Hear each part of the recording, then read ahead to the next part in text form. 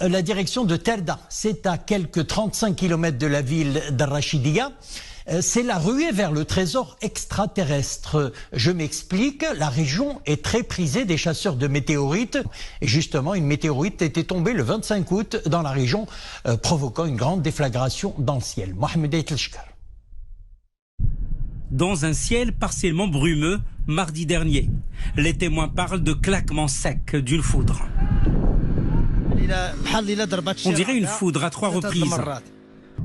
L'information s'est rapidement répandue dans la région et même au-delà, drainant des dizaines de chasseurs de trésors extraterrestres habitués à ce genre d'événements. Les débris des comètes sont très prisés à prix d'or apparemment par des collectionneurs avertis.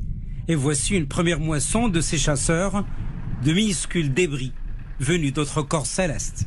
Ce n'est pas une chondrite ordinaire, donc nous en ferons la classification.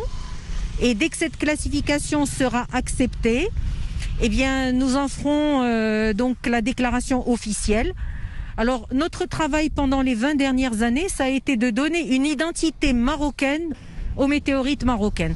Sur le site de dispersion des débris, l'ellipse de chute pourrait atteindre quelques dizaines de kilomètres. Une équipe de scientifiques, notamment de la faculté des sciences de l'université Hassan II de Casablanca, est déjà déployée pour récupérer des échantillons. Simulation avec un vrai échantillon, ça marche. Quand elle arrive sur Terre, elle traverse l'atmosphère. Elle traverse l'atmosphère à une vitesse qui est exceptionnellement élevée.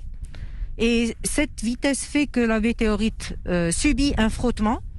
Elle se fracture. Et donc c'est ce qui fait que quand vous avez des témoins oculaires, ils voient des morceaux qui se cassent dans l'atmosphère et ensuite qui tombent.